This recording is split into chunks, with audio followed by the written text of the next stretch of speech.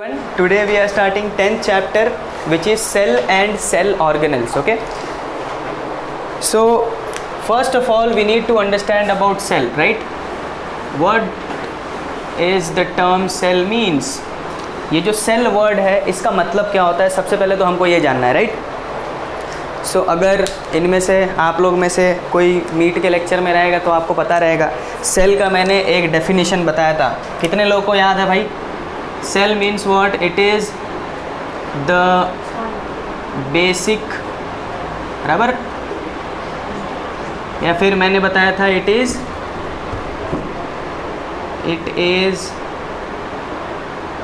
the structural and functional unit of life, right?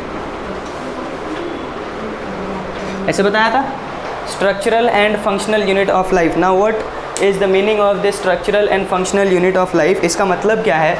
इसका मतलब समझने के लिए आपको एक चीज़ समझना पड़ेगा कि जो भी आप बोलोगे कि सर अगर मैं बात करूँ एनिमल्स की, किसकी बात करूँ? If I talk about animals, और एल्स मैं बात करूँ किसका? प्लांट्स का, सही है? या तो मैं एनिमल्स की बात करूँ या तो मैं प्लांट्स की बात करूँ, तो आपको पता है कि सर ये दोनों कहीं ना कहीं क्या है? ऑर्गेनिजम्स है। दोनों क्या है? कहीं ना कहीं ऑर्गेनिजम्स। अब बोलेंगे कि सर ऑर्गेनिजम्स जो है ये किससे बने हुए हैं? Organisms are made up of organ system. Organisms are made up of organ system. We have different organ systems, yes और नो? है कि नहीं? हमारे अंदर डाइजेस्टिव सिस्टम है, सर्कुलेटरी सिस्टम है, रेस्पिरेटरी सिस्टम है, एक्सक्रीटरी सिस्टम है, बहुत सारे सिस्टम है, राइट? है कि नहीं? तो हम बोलते हैं कि सर एनिमल बोलो या फिर प्लांट बोलो या फिर और कोई भी बैक्टीरिया बोलो, कोई भी बोलो, ये कहीं ना कहीं सब किसी न किसी एक ऑर्गेनिज्म बोला जाता है उनको, ठीक है? जिनके अंदर बहुत सारे ऑर्गन सिस्टम्स होते हैं, बराबर? अच्छा, अब बोलेंगे कि सर ऑर्गन सिस्टम्स किससे बना हुआ है? ऑर्गन सिस्टम्स हमारा बना है डिफरेंट ऑर्गन से। किससे बना है? डिफरेंट ऑर्गन से। अब बोलोगे ऑर्गन्स किससे बना? You all know organs are made up of tissues. Organs किससे बने हैं? टिश्यूज़ से बने हैं। अब बोलोगे टिश्यूज़ किससे बना है? तो yes, tissues are made up of cells. Tissues किससे बने हैं? सेल्स से बने हैं, बराबर? तो हम बोलते हैं कि जो भी ऑर्गेनिज्म होता है ना, ठीक है, उसका सबसे छोटा पार्ट, सबसे छोटा बिल्डिंग ब्लॉक जो होता है वो क्या होता है? सेल्स। इमेजिन ये पूरा बिल्डिंग किससे बना है? ब्रिक्स से बना है। लेकिन आज हमको ब्रिक्स दिखता है क्या? नहीं दिखता है, क्योंकि ब्रिक्स बहुत छोटे हो गए इन कंपैरिजन विद बिल्डिंग, बराबर? लेकिन क्या दिखता है? सर वॉल का सीलिंग दिखता है हमको, वॉल दिखता है, ये सब दिखता है। तो ये सारे कहीं बोल सकते हो sir these are nothing but organs, but हमको क्या नहीं दिखता है? सेल्स नहीं दिखता है। अगर सेल्स देखना ही है तो हमको कहाँ देखना पड़ेगा? हमको देखना पड़ेगा इलेक्ट्रॉन माइक्रोस्कोप के अंदर। किसके अंदर? Electron microscope. तब हमको दिखेगा, सही है, बराबर? अच्छा, तो इतना समझ गया कि सर कोई भी ऑर्गेनिज्म अगर है तो वो किससे बना हुआ है? वो सेल्स से बना हुआ है, बराबर? अभी जब ये पता चल गया वो सेल से बना हुआ है तो हमको ये भी तो पता चलना चाहिए कि सर सेल्स के अंदर कौन कौन सी चीज़ें होती हैं, बराबर? सेल्स के अंदर कौन कौन सा चीज़ें होते हैं जिसको हम लोग क्या बोलते हैं? Organs of the cell, right? Organelles बोला है ना, सेल ऑर्गेनल्स। मतलब सेल्स के अंदर जो जो मटेरियल प्रेजेंट है, जो जो चीज़ें प्रेजेंट है, उसको आप क्या बोलोगे? Cell organelles. So this chapter is, ये सेल्स के बारे में कुछ बताया ही नहीं है, नॉट इवन उन्होंने सेल का डेफिनेशन तक नहीं बताया। समझ में आ रहा है? इस चैप्टर में सेल का डेफिनेशन तक नहीं बताया है, हमको सिर्फ और सिर्फ किसके बारे में बताया है? सेल ऑर्गेनल्स के ऊपर, जिसको आप बोल सकते हो organs of the cell. Cell के अंदर कौन कौन सी चीज़ें हैं, बराबर? और उन सब के बारे में बताया है, उनका फंक्शन बताया है, ठीक है? जानवी, आपका बुक दे दो मेरे को, थैंक यू। ओके, तो सबसे पहले देखा जाए तो सबसे पहले उन्होंने डिस्कस किया है, देखो ये सब लिखना तो है नहीं, आपको वीडियो मिल जाएगा, आप वीडियो से देख लेना, ठीक है?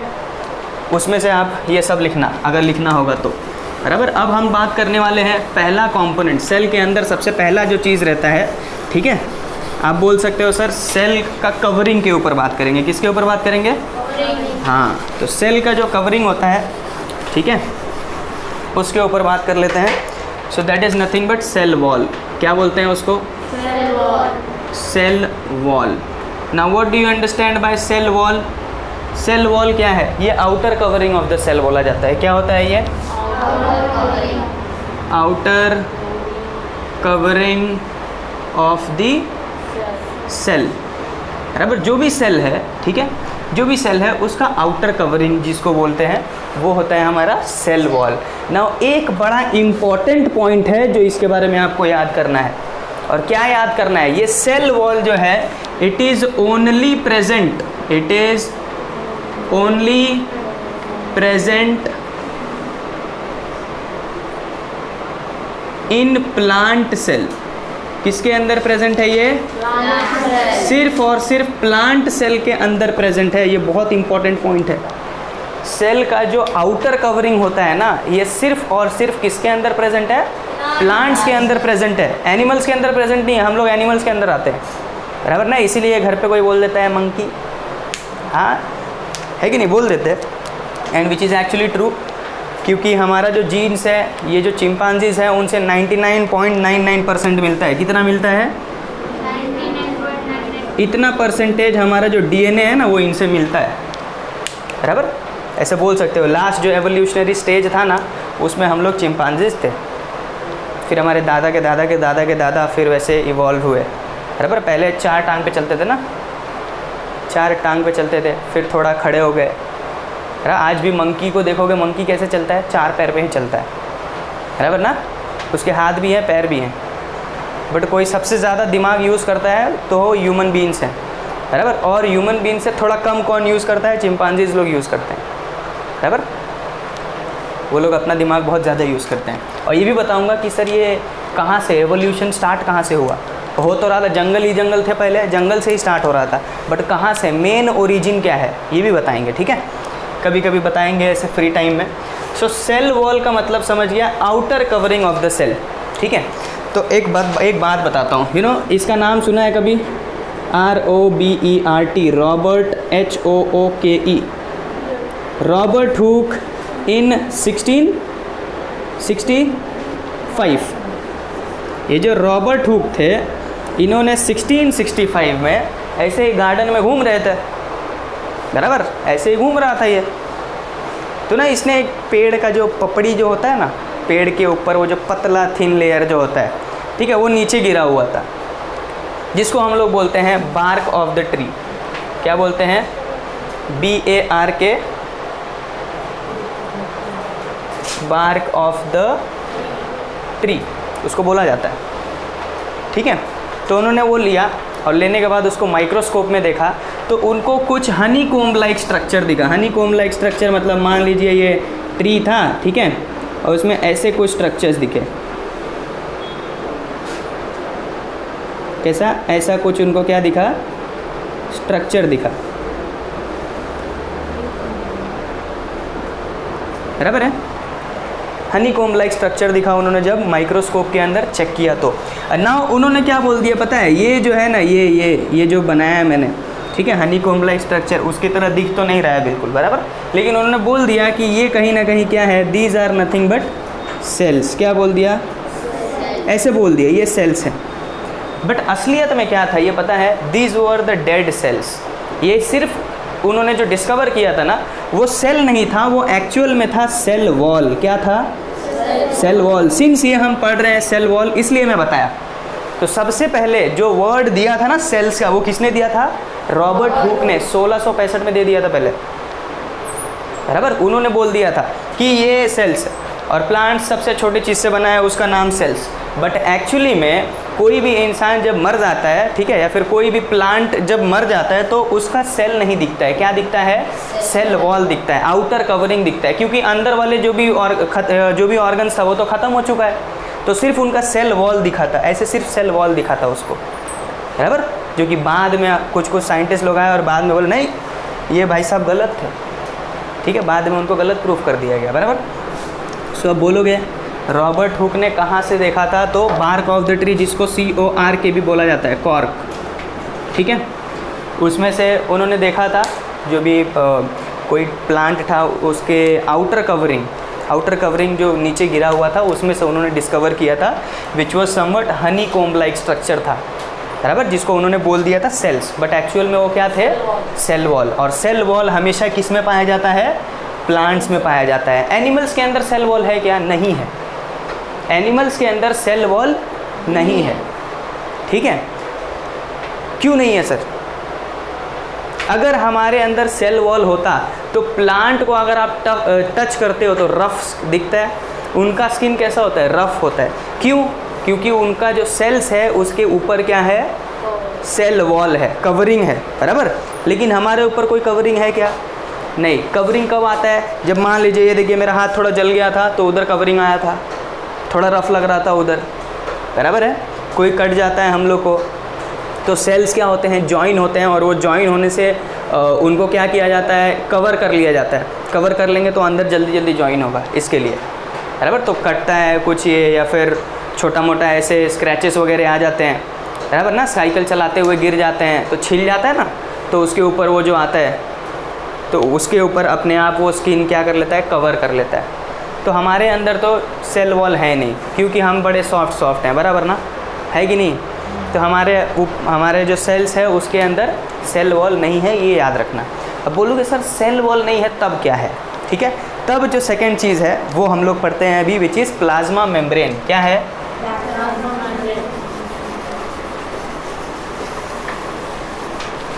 सब लोग मीट पे थे?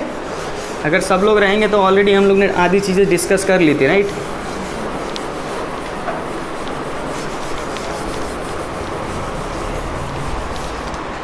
नेक्स्ट इज प्लाज्मा मेम्ब्रेन, या फिर इसको बोला जाता है सेल मेम्ब्रेन।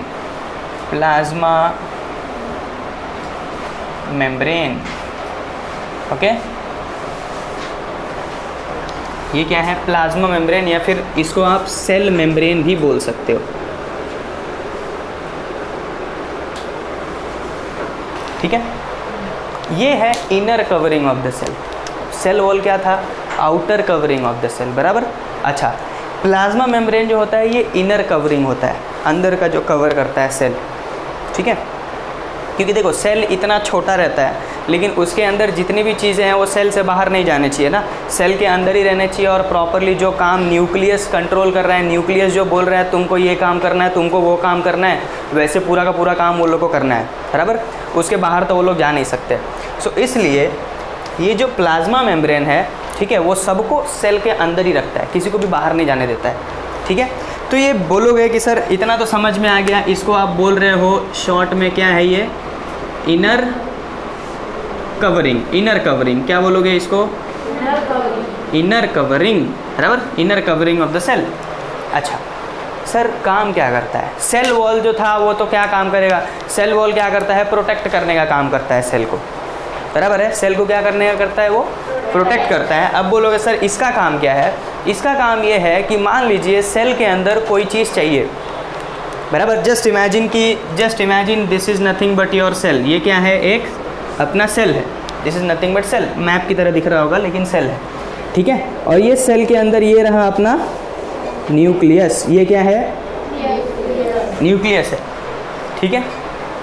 और ये जो मैंने ड्रॉ किया है, ये जो ब्लू लाइन जो दिख रहा है ना, ये क्या है आपका, ये है सेल मेम्ब्रेन या फिर प्लाज्मा मेम्ब्रेन, बराबर।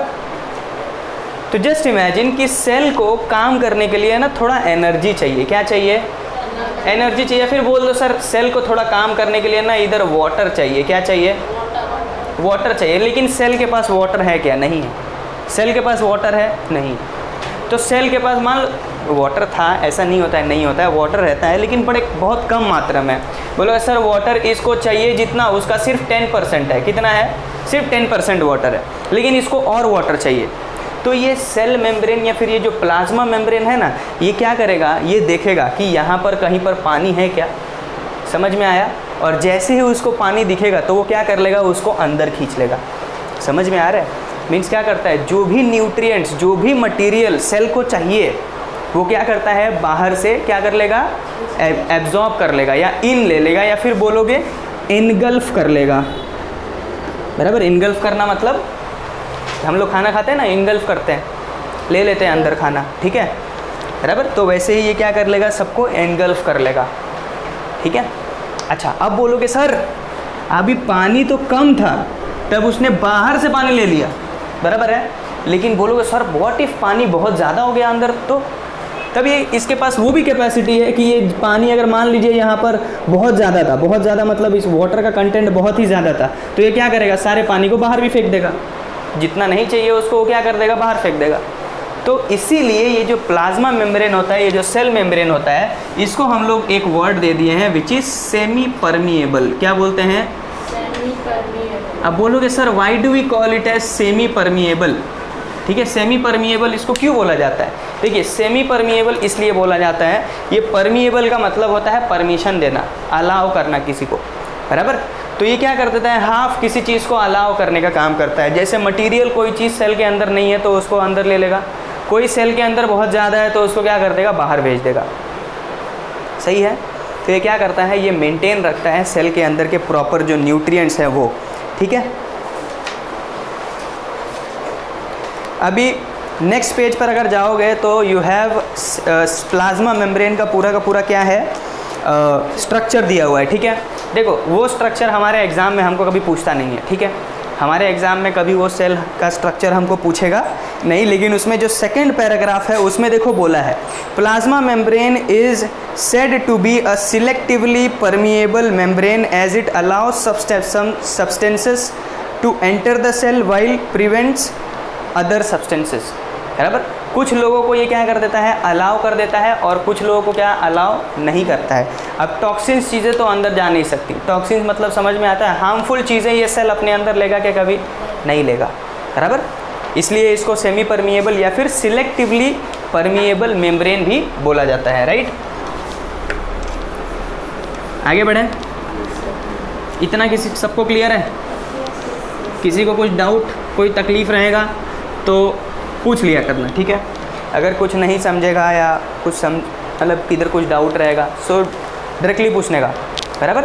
अच्छा नेक्स्ट जो है हम लोग देखते हैं, जिसमें बोला है एक्टिविटीज़ दैट कंज्यूम्स एनर्जी, बराबर।